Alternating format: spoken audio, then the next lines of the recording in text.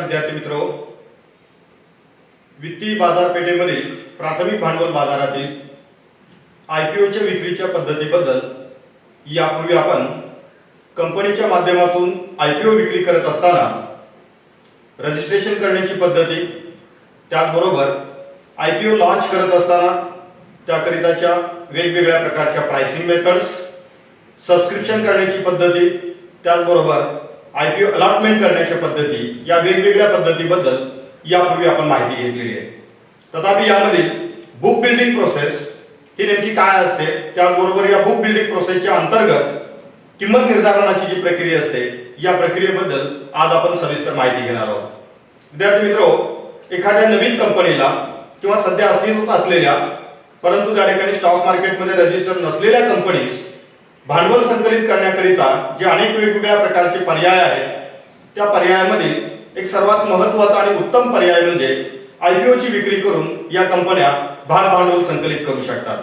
तथापि अशा प्रकारचे भाग भांडवल संकलित करण्याकरिता संबंधित कंपनीला securities and exchange board of India म्हणजे सेबी या संस्थेकडून मान्यता घेणे व त्यानंतर आयपीओ हे जाहीर करणे, त्याचबरोबर गुंतवणूकदारांच्याकडून सबस्क्रिप्शन डिमांड करणे आणि त्याची अलॉटमेंट करणे, अशा अनेक वेगवेगळ्या प्रकारच्या प्रोसेस किंवा वेगवेगळ्या प्रकारचे टप्पे या इश्यू मॅनेजमेंट सिस्टम मध्ये इन्व्हॉल्व आहेत. तथापि यामधील प्राथमिक भाग जो आहे तो आपण यापूर्वीच्या लेक्चरमध्ये अभ्यासलेला आहे. आज आपण आयपीओच्या किंमत निर्धारणाबाबतच्या ज्या दोन वेगवेगळ्या पद्धती आहेत की ज्यामध्ये फिक्स्ड प्राइस इश्यू आणि दुसरा प्रकार म्हणजे बुक बिल्डिंग प्रोसेस, तर आज आपण या बुक बिल्डिंग प्रोसेस बद्दलची माहिती आज आपण त्या ठिकाणी घेणार आहोत. बुक बिल्डिंग प्रोसेसच्या बाबतीमध्ये जर आपण पाहिलं तर भारतामध्ये सर्वप्रथम ही बुक बिल्डिंग प्रोसेस जी आहे ते 1995 मध्ये मालेगाव कमिटीने केलेल्या शिफारशीच्या अनुषंगाने की अशा प्रकारची पद्धती इंट्रोड्यूस करण्याचा विचार securities and exchange board of India म्हणजे सेबीच्या माध्यमातून त्या ठिकाणी करण्यात आला. भारतीय भांडवल बाजारामध्ये विविध प्रकारच्या सुधारणा करण्याच्या अनुषंगाने जी मालेगाव कमिटी स्थापन करण्यात आलेली होती, या समितीने ज्या वेगवेगळ्या शिफारशी केल्या त्या शिफारशीमधील एक सर्वात महत्त्वाची शिफारस म्हणजे की आयपीओची विक्री करत असताना बुक बिल्डिंग प्रोसेसचा वापर त्या ठिकाणी करणे याविषयीची जी शिफारस होती त्या अनुषंगाने आपण आयपीओच्या किंमत निर्धारणाबाबतची एक नाविन्यपूर्ण पद्धती आपण त्या ठिकाणी भारतीय भांडवल बाजारामध्ये इंट्रोड्यूस केलेली होती. तथापि प्रत्यक्षात त्या ठिकाणी भारतीय भांडवल बाजारामध्ये ही पद्धती इंट्रोड्यूस करण्यासाठी securities and exchange board of इंडियाने सन 2000 मध्ये की त्या संदर्भातील गाईडलाईन जारी केल्या आणि त्या अनुषंगाने या बुक बिल्डिंग प्रोसेसचे इम्प्लिमेंटेशन जे आहे ते प्रत्यक्षात भारतीय भांडवल बाजारामध्ये हे सुरू झाल्याचं आपल्याला त्या ठिकाणी दिसून येतं. आता बुक बिल्डिंग प्रोसेस यालाच आपण त्या ठिकाणी प्राइस डिस्कवरी प्रोसेस असं देखील म्हणतो की ज्याच्या माध्यमातून आपण गुंतवणूकदारांना संबंधित आयपीओची किंमत ऑफर करण्याबाबतची संधी त्या ठिकाणी देत असतो आणि त्याच्या माध्यमातून आयपीओची किंमत किती राहील ही बाब निर्धारित होत असते आणि म्हणून याला प्राइस डिस्कवरी मेथड असे देखील त्या ठिकाणी म्हटले जाते की ज्यामध्ये बिल बेसिस वरती म्हणजे लिलाव पद्धतीने त्या ठिकाणी आयपीओची विक्री ही भांडवल बाजारामध्ये या ठिकाणी होत असते. तर अशा प्रकारची ही जी काही बुक बिल्डिंग प्रोसेस आहे ती प्रत्यक्षात त्या ठिकाणी एक्झिक्यूट करण्याची ज्या मेथड्स आहेत की त्या संदर्भात आपण त्या ठिकाणी प्रामुख्याने माहिती घेणार आहोत.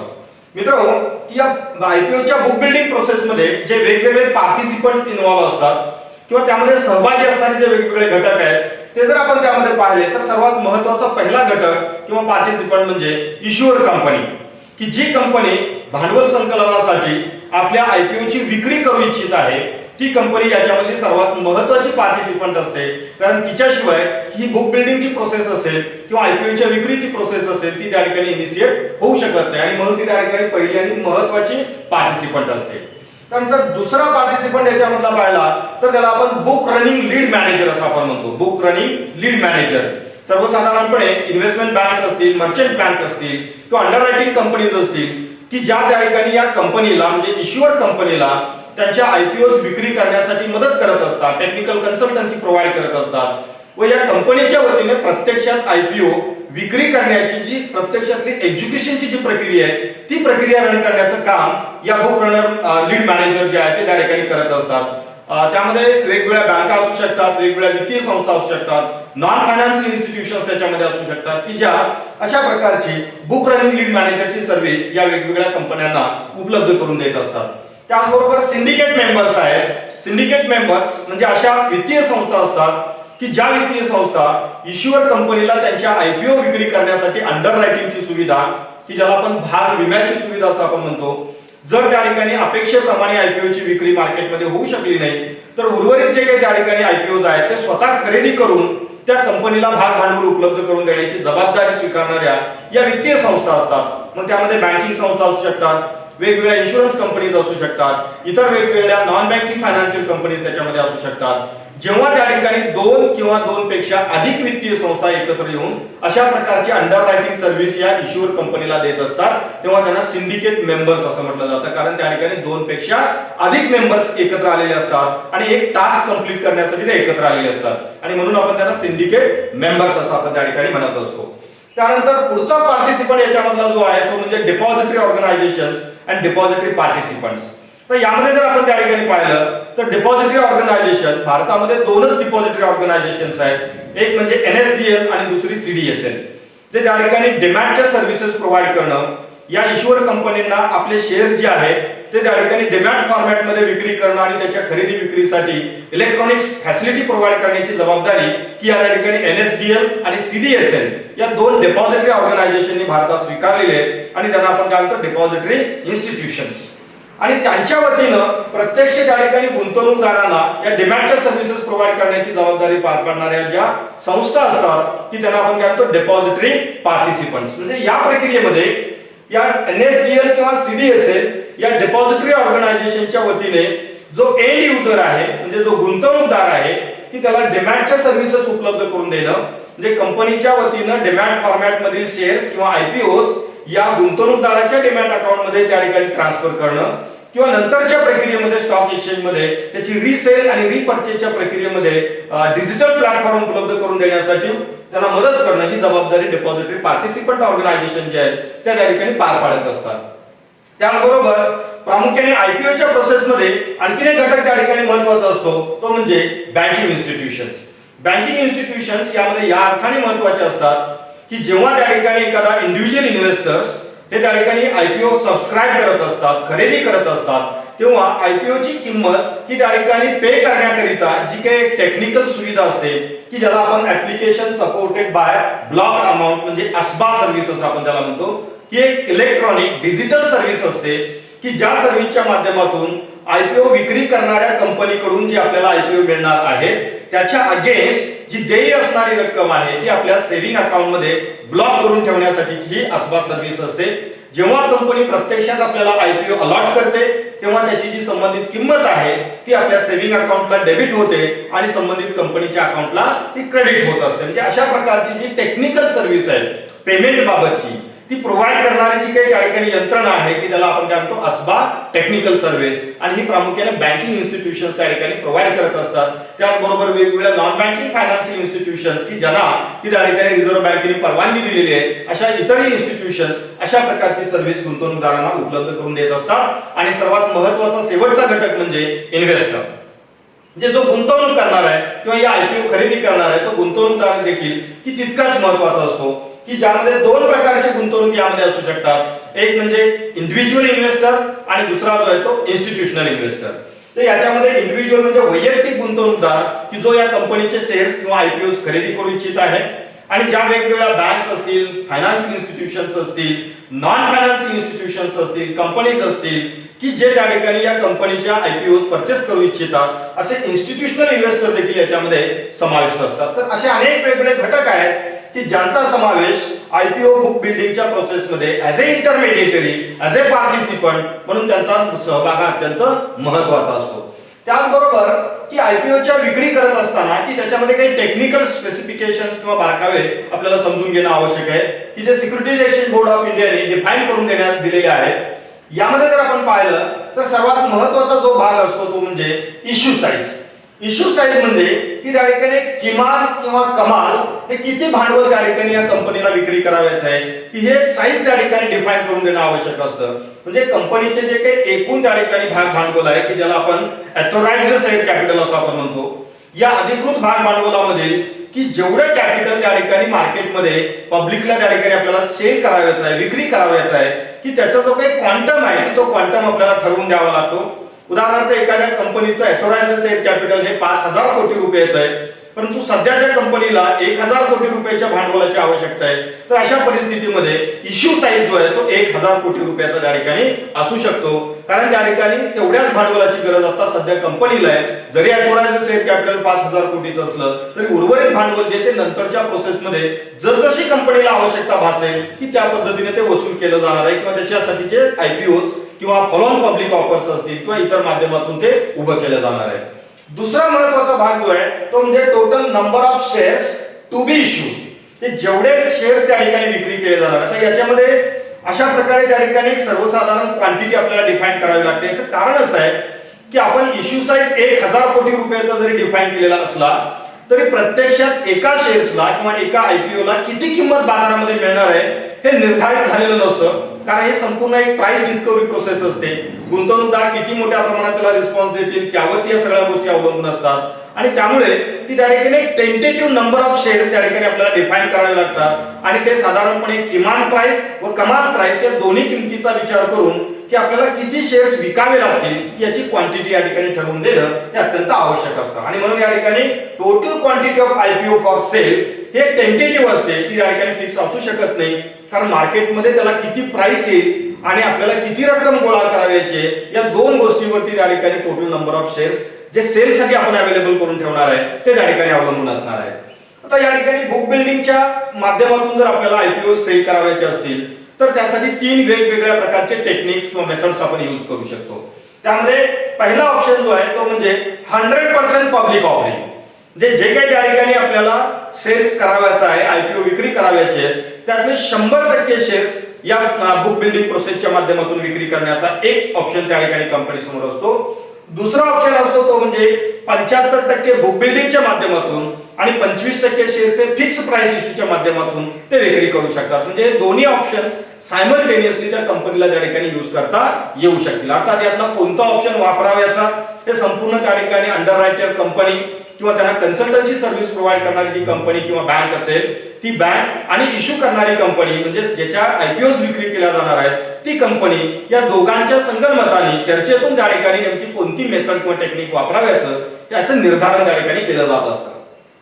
तिसरा ऑप्शन म्हणजे 25% पब्लिक ऑफरिंग. म्हणजे त्या ठिकाणी 1000 कोटी रुपयाचे जर आपल्याला भांडवल संकलित करायचं असेल तर त्याच्यामधले 25% हे आयपीओच्या माध्यमातून म्हणजे त्या ठिकाणी बुक बिल्डिंगच्या प्रोसेस मधून त्या ठिकाणी केले जातील, आणि 75% जे आयपीओज आहेत त्या फिक्स प्राइस इश्यूच्या माध्यमातून त्याची विक्री ही केली जाऊ शकते. म्हणजे या तिन्ही पैकी जो योग्य असेल तो पर्याय त्या ठिकाणी निवडला जातो आणि त्या पद्धतीने आयपीओच्या विक्रीची प्रोसेस ही रन केली जात असते. तर या 3 वेगवेगळ्या टेक्निक्स हे आपल्याला माहित असणं किंवा समजून घेणं हे आवश्यक आहे. आता आपण त्या ठिकाणी पाहणार आहोत की प्रत्यक्षात त्या ठिकाणी या बुक बिल्डिंग प्रोसेसच्या माध्यमातून किंमत निर्धारण नेमकं कसं होतं, त्यासाठी कोणकोणत्या बाबींची त्या ठिकाणी आवश्यकता असते आणि प्राइस डिस्कवरी मेथड नेमकी काय त्या ठिकाणी असते, कसे एक्झिक्यूट होते हे देखील आपण याच्यामध्ये पाहणार आहोत. जेव्हा त्या ठिकाणी आयपीओच्या माध्यमातून की बुक बिल्डिंग प्रोसेस थ्रू आपण त्या ठिकाणी इश्यू विक्रीला काढत असतो तेव्हा त्या ठिकाणी सर्वात महत्त्वाचा भाग म्हणजे प्राइस बँड डिफाईन करावा लागतो. प्राइस बँड म्हणजे त्या ठिकाणी अशा 2 प्राइस असतात, 2 किमती असतात की ज्यामध्ये एक असते फ्लोअर प्राइस आणि एक असते कॅप प्राइस. म्हणजे आपला आयपीओ कमीत कमी किती किमतीला विकणं अपेक्षित आहे आणि मॅक्सिमम किती किंमत येऊ शकते या ज्या 2 किमती असतात की त्याला प्राइस बँड असं म्हटलं जातं. सेबीच्या रूल्स नुसार लोअर प्राइस आणि हायर प्राइस याच्यामध्ये जास्तीत जास्त 20% चा गॅप किंवा डिफरन्स ठेवता येऊ शकतो. त्यापेक्षा अधिक डिफरन्स त्या ठिकाणी आयपीओच्या या बुक बिल्डिंग प्रोसेस मध्ये त्या ठिकाणी गॅप आपल्याला ठेवता येत नाही, की ज्याला आपण स्प्रेड असं म्हणतो. स्प्रेड हा किती असेल, मॅक्सिमम 20% त्या ठिकाणी स्प्रेड हा असू शकतो. तर या प्राइस जे असतात ती लोअर प्राइस आणि हायर प्राइस किंवा ज्याला आपण फ्लोअर प्राइस आणि कॅप प्राइस असं आपण म्हणतो त्या नेमक्या कशा ठरवल्या जातात. तर सर्वसाधारणपणे आपल्या समकक्ष असणाऱ्या ज्या वेगवेगळ्या कंपन्या आहेत त्या कंपन्यांचे सध्या स्टॉक मार्केटमध्ये त्यांचे जे स्टॉक लिस्टेड झालेले आहेत त्याची एव्हरेज प्राइस काय आहे, म्हणजे मिनिमम प्राइस आणि मॅक्सिमम प्राइस की जे त्या ठिकाणी मार्केटमध्ये सध्या त्याची खरेदी विक्री सुरू आहे त्याची एक रेंज त्या ठिकाणी काढली जाते. त्यांचं मार्केट कॅपिटलायझेशन विचारात घेतलं जातं, आपल्या कंपनीचं कॅपिटल विचारात घेतलं जातं, बिझनेसचा व्हॉल्यूम विचारात घेतला जातो, मार्केट शेअर किती आहे त्याचा विचार केला जातो. या सर्व वेगवेगळ्या टेक्निकल पॅरामीटरचा विचार करून ही कंपनी आपल्या कंपनीच्या आयपीओची फ्लोअर प्राइस काय असेल आणि कॅप प्राइस काय असेल की या दोन किमती त्या ठिकाणी ठरवून देत असते. अर्थात त्या ठिकाणी याच्यामध्ये कंपॅरेटिव्ह स्टडी महत्वाचा असतो, रिअलिस्टिक स्टडी महत्वाचा असतो आणि ऍक्च्युअली आपल्या समकक्ष असणाऱ्या वेगवेगळ्या ज्या कंपन्या मार्केटमध्ये आता काम करतायत त्यांच्या बाबतीतली काय सिच्युएशन आहे या सर्वांचा सारासार विचार करून या प्राइस बँडचं निर्धारण याच्यामध्ये केलं जात असतं. तर हे प्राइस बँड निर्धारित करत असताना की त्या ठिकाणी टेक्निकल पॅरामीटर वाईज जर आपण त्या ठिकाणी पाहिलं तर इश्यू साईज ही त्या ठिकाणी डिफाईन करावी लागते. म्हणजे आपण साधारणपणे किती कोटी रुपयाच्या आयपीओ विक्री करणार आहोत त्याची एक रेंज ठरवून घ्यायला लागते. रेंज का ठरवावी लागते तर अजून आपल्याला ऍक्च्युअल किंमत माहित नसते, त्यामुळे साधारणपणे मिनिमम आणि मॅक्सिमम किती शेअर्स मला विकावे लागतील की याची अमाऊंट निर्धारित करून घ्यावी लागते. त्यानंतर नंबर ऑफ शेअर्स, मला किती शेअर्स विकाव्याचे आहेत ते क्वांटिटी त्या ठिकाणी इथे आपण गृहीत धरलेला आहे की 10 कोटी शेअर्स मला त्या ठिकाणी विकाव्याचे आहेत. इश्यू साईज आपला आहे साधारणपणे 2250 ते 2700 कोटी रुपयाचं त्या ठिकाणी 2700चा आहे. त्यानंतर फ्लोअर प्राइस जी आहे ती आपण 225 रुपये त्या ठिकाणी निर्धारित केलेली आहे मार्केटच्या सिच्युएशन नुसार.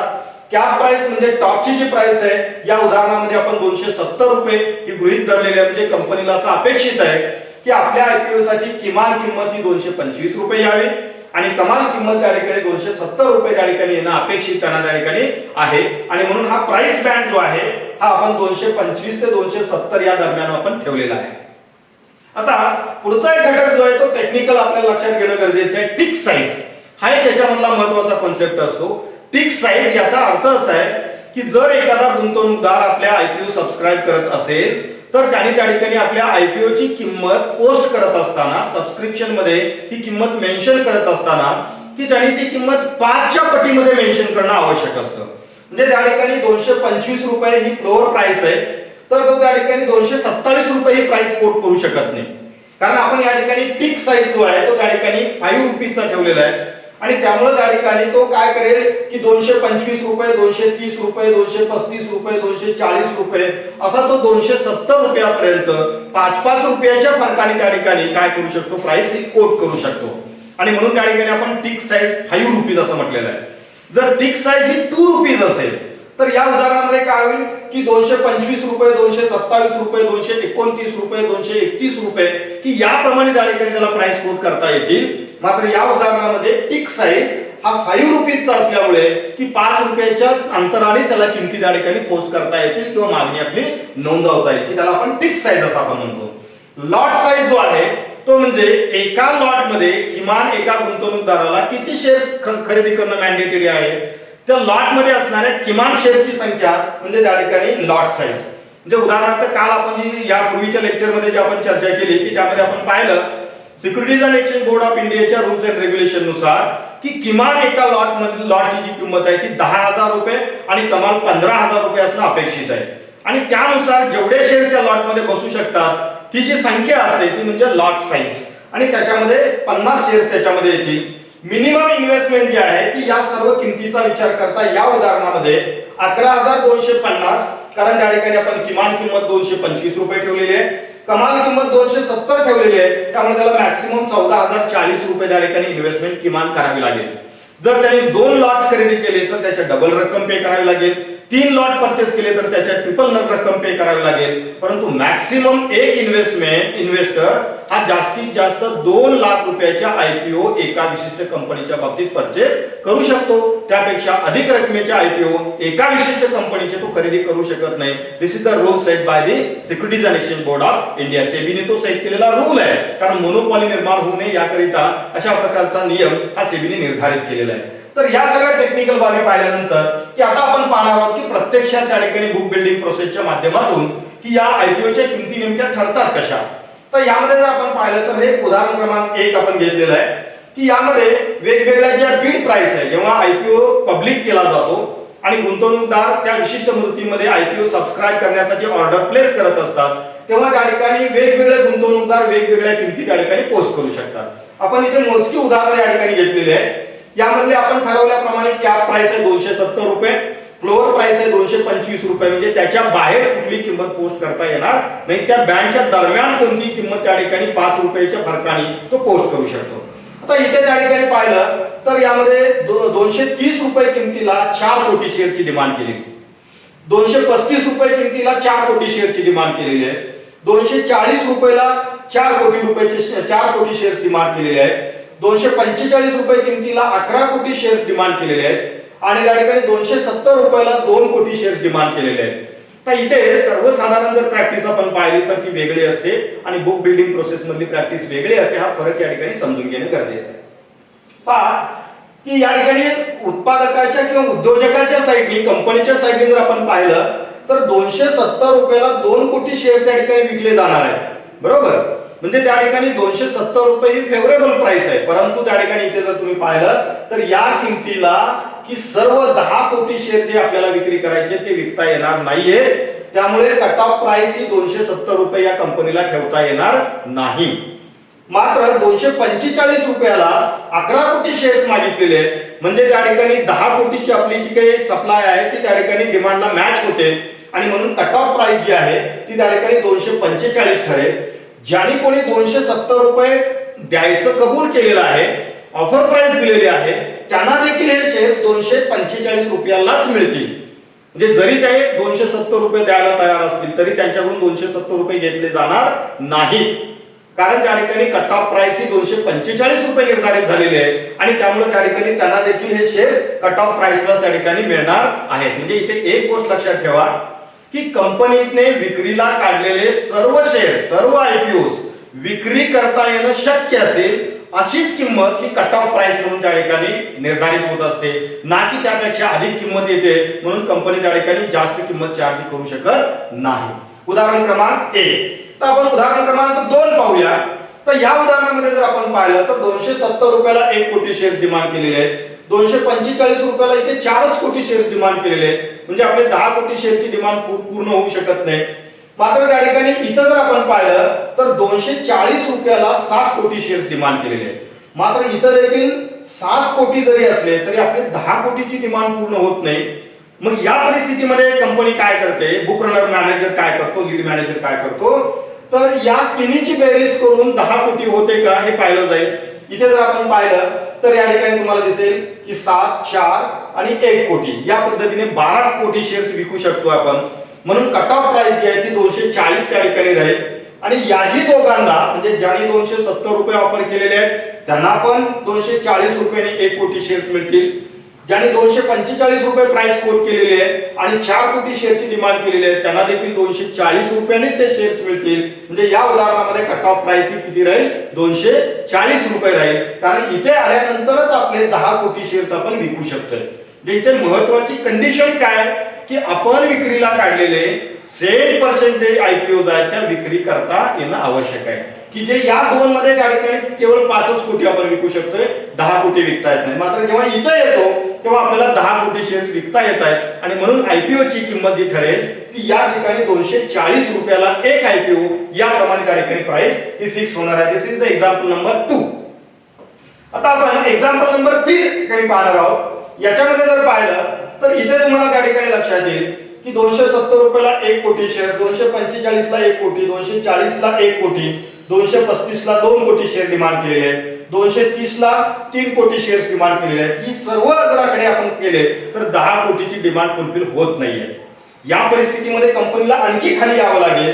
म्हणजे फ्लोअर प्राइसला आल्यानंतर मात्र 10 कोटीची फिगर त्या ठिकाणी मॅच होते आणि म्हणून कट ऑफ प्राइस जी आहे ती कट ऑफ प्राइस त्या ठिकाणी इथे काय राहील, 225 रुपयाला त्या ठिकाणी फिक्स होईल. म्हणजे या केसमध्ये या कंपनीचा आयपीओ हा फ्लोअर प्राइसला त्या ठिकाणी विकला जाईल. म्हणजे लोएस्ट किमतीला त्या आयपीओ ची विक्री यामध्ये होणार आहे. जर त्या ठिकाणी या पद्धतीने जर एखाद्या कंपनीच्या शेअर्सला किंवा आयपीओला जर डिमांड आली नाही तर असं घडू शकतं. अर्थात त्या कंपनीचं रेप्युटेशन काय आहे, त्यांचा बिझनेस प्लॅन काय आहे, त्याचं फ्युचर काय आहे, या सगळ्या गोष्टीवरती या बाबी अवलंबून असतात. जेव्हा चांगली कंपनी आयपीओ लॉन्च करते तेव्हा त्या ठिकाणी खूप हायेस्ट प्राइसला त्या ठिकाणी आयपीओ सेल होऊ शकतो. परंतु एक नवीन कंपनी असते आणि तिच्याविषयी अंदाज नसतो मार्केटला की तेव्हा असं घडू शकतं की त्या ठिकाणी आयपीओची जी सेलिंग प्राइस आहे ती फ्लोअर प्राइसला त्या ठिकाणी निश्चितपणे येऊ शकते. हे झालं एक्झाम्पल नंबर 3. आता आपण एक्झाम्पल नंबर 4 पाहूया. हे जर उदाहरण पाहिलं तर इथे कट ऑफ प्राइसच निर्धारित होत नाहीये. याचं कारण काय की जर आपण या सगळ्या किमतीला मिळालेली डिमांड जर आपण टोटल केली तर ही 10 कोटी रुपये होत नाही. म्हणजे या केसमध्ये या कंपनीला आपल्या आयपीओ विक्री करता येणार नाही. इथं एक गोष्ट लक्षात घेणं गरजेचं आहे की इथं 270 रुपयाला 1 कोटी मागितले म्हणून देऊन टाकूया, 245 ला 1 कोटी मागितले देऊन टाकूया आणि उर्वरित शेअर्स त्या ठिकाणी इन्स्टिट्यूशनल इन्व्हेस्टरला देता येतील, असं करता येत नाही. एकदा एका कंपनीने आयपीओ विक्रीला काढल्या तर तिच्या 100% आयपीओ ला डिमांड ही आली तरच प्रत्यक्षात आयपीओ देणं आणि गुंतवणूकदारांच्याकडून रक्कम वसूल करण्याची प्रक्रिया एक्झिक्यूट करता येऊ शकते. अदरवाइज जर 100% आयपीओ ला त्या संबंधित जो काही त्या ठिकाणी इश्यू साईज आहे तो जर कंप्लीट होत नसेल तर आपल्याला आयपीओच्या खरेदी विक्रीची प्रोसेस एक्झिक्यूट करता येत नाही. ही सर्वात महत्त्वाची बाब आहे. या प्रक्रियेमध्ये ते घडत नाहीये, म्हणून त्या ठिकाणी कंपनी काय करेल की जी 3 दिवसाची मुदत दिलेली असते, कारण आयपीओ इश्यू केल्यानंतर 3 ते 10 दिवसामध्ये ती कंप्लीट करणं आवश्यक असतं. ते काय करतील, आता मुदत 10 दिवसापर्यंत वाढवतील आणि आणखी लोकांना कन्व्हिन्स करतील, आणखी लोकांना माहिती देतील आणि त्यांना सबस्क्राईब करण्यासाठी विनंती करतील. जर त्या एक्सटेंडेड पिरियड मध्ये 100% आयपीओ ला सबस्क्रिप्शन आलं तर प्रत्यक्षात 10व्या दिवसानंतर त्याच्या एक्झिक्युशनची प्रक्रिया ही त्यामध्ये सुरू होऊ शकते. तर या सगळ्या बाबी जे आहेत की आपल्याला यामध्ये लक्षात घेणं हे अत्यंत आवश्यक आहे. तर प्रत्यक्षात त्या ठिकाणी आयपीओ ची सबस्क्रिप्शन झालं, कट ऑफ प्राइस ठरली आणि त्या गुंतवणूकदारांना त्या ठिकाणी आयपीओ अलॉट केल्या. या प्रक्रियेमधला जो महत्त्वाचा टप्पा असतो तो आपण या पूर्वीच्या लेक्चरमध्ये पाहिलेला आहे की प्रत्यक्षात अलॉटमेंटची प्रक्रिया काय असते. म्हणजे आसबा अकाउंट मधील पैसे काढून घेतले जातात आणि त्यांच्या डिमॅट अकाउंटला इक्विटी शेअर्स ट्रान्सफर केले जात असतात डिमॅटेरियलाइज्ड पद्धतीने. तर याच्यामध्ये हे संपूर्ण इश्यू जो आहे तो आपण पाहिलं की 10 दिवसामध्ये सेटल करणं हे मॅन्डेटरी आहे. 10 दिवसापेक्षा अधिक कालावधी त्या ठिकाणी घेता येऊ शकत नाही. एकदा आयपीओची मुदत संपली की त्यानंतर 3 दिवसाच्या आत संबंधित कंपनीने ऑफर डॉक्युमेंट मध्ये की ज्या ज्या स्टॉक एक्सचेंज मध्ये ह्या आयपीओ लिस्टेड करण्याचं अभिवचन दिलेलं आहे की त्या स्टॉक एक्सचेंज मध्ये हे शेअर्स हे आयपीओ लिस्टेड करणं, नोंदणी करून घेणं हे मॅन्डेटरी आहे. म्हणजे 3 दिवसामध्ये ही प्रक्रिया पूर्ण करून घ्यावी लागते. अर्थात बुक लीड मॅनेजर जो आहे किंवा त्यांचा इन्व्हेस्टमेंट कन्सल्टंट जो आहे ते संपूर्ण प्रक्रिया त्यामध्ये करून घेत असतो. एकदा त्या ठिकाणी हे आयपीओ स्टॉक एक्सचेंज मध्ये रजिस्टर झाले की त्या आयपीओचं स्टॉक मध्ये रूपांतर होतं आणि मग आपण त्या ठिकाणी इतरांना त्याची विक्री, पुनर्विक्री, पुनर्खरेदी या संपूर्ण प्रक्रिया ज्या मग बॉम्बे स्टॉक एक्सचेंज मध्ये घडतात, नॅशनल स्टॉक एक्सचेंज मध्ये घडतात. म्हणजे आयपीओची एकदा त्या ठिकाणी लिस्टिंग झालं की नंतर आपण कितीही वेळा त्याची विक्री करू शकतो आणि कितीही वेळा पुनर्खरेदी त्या ठिकाणी मार्केटमध्ये होऊ शकते. आणि तिथली जी किंमत असते ती डिमांड अँड सप्लाय वरती अवलंबून असते, ना की बुक बिल्डिंग प्रोसेस नुसार. जे जोपर्यंत आयपीओ पहिल्यांदा गुंतवणूकदाराच्या डिमॅट अकाउंट मध्ये जातो तोपर्यंत बुक बिल्डिंग प्रोसेस नुसार किंमत ठरेल. एकदा का त्याच्या डिमॅट अकाउंट मध्ये ती आयपीओ गेली की तो स्टॉक होतो आणि त्यानंतरची जी किंमत आहे ते स्टॉक एक्सचेंज मधल्या सिस्टम मध्ये ठरतात. जे त्याला किती डिमांड आहे, किती शेअर्स अवेलेबल आहेत विक्रीसाठी यावरती day to day, minute to minute या किमती त्या ठिकाणी व्हेरी असतात, बदलत असतात. तर अशा प्रकारची ही प्रक्रिया आहे. जोपर्यंत आयपीओ स्टॉक एक्सचेंज मध्ये रजिस्टर होत नाही तोपर्यंत तो गुंतवणूकदार त्या आयपीओ म्हणजेच ते इक्विटी शेअर्स इतर कोणालाही तो विकू शकत नाही. म्हणजे पुनर्विक्री करिता या आयपीओ स्टॉक एक्सचेंज मध्ये रजिस्टर होणं हे अत्यंत आवश्यक आहे. आता एक थोडासा महत्त्वाचा फरक मी तुम्हाला सांगेल. कोऑपरेटिव्ह सोसायटी जे असतात त्यांचे शेअर्स हे स्टॉक एक्सचेंज मध्ये रजिस्टर होत नाहीत आणि म्हणून त्या शेअरची पुनर्विक्री स्टॉक एक्सचेंज मध्ये होत नाही. उदाहरणार्थ साखर कारखान्याचे शेअर्स असतील, डीसीसी बँकेचे शेअर्स असतील, सूतगिरणीचे शेअर्स असतील, हाऊसिंग सोसायटीचे शेअर्स असतील, किती लिस्टिंग करण्याची प्रक्रिया नसते आणि त्यामुळे त्याची पुनर्विक्री त्या ठिकाणी होऊ शकत नाही. परंतु ज्या कॉर्पोरेट कंपनीज आहेत की त्यांचे शेअर्स मात्र स्टॉक एक्सचेंज मध्ये लिस्टिंग करता येतात आणि ते लिस्टिंग केल्यानंतर त्याची पुनर्विक्री करण्याची प्रक्रिया यामध्ये सुरू होत असते. तर अशा पद्धतीने त्या ठिकाणी आयपीओ अलॉटमेंट आणि त्याचे स्टॉक एक्सचेंज मध्ये लिस्टिंग करण्यापर्यंतची एक संपूर्ण महत्त्वपूर्ण प्रक्रिया असते की जी आज आपण यामध्ये समजून घेतलेली आहे. मला खात्री आहे की या तिन्ही लेक्चरच्या माध्यमातून आयपीओ लॉन्च करत असताना जी इनिशियल प्रक्रिया असते, सेबीकडे नोंदणी करण्याची प्रक्रिया असेल, रेड हेरिंग प्रॉस्पेक्टस असेल, त्यानंतर प्राइसिंगच्या वेगवेगळ्या मेथड्स असतील, सबस्क्रिप्शनची पद्धती असेल, अलॉटमेंटची पद्धती असेल आणि या लेक्चरमध्ये आपण बुक बिल्डिंग प्रोसेस प्रत्यक्षात कशी एक्झिक्यूट केली जात असते याविषयीची माहिती आपण संपूर्णपणे घेतलेली आहे. मला खात्री आहे की या तिन्ही लेक्चर मधून आपल्याला प्रायमरी कॅपिटल मार्केटमध्ये इश्यू मॅनेजमेंट प्रोसेस नेमकी काय असते, आयपीओ लॉन्च करण्याची आणि आयपीओ खरेदी विक्रीची प्रोसेस जी आहे ती नेमकी काय असते ही याच्यामधून आपणास समजलेली असेल. धन्यवाद.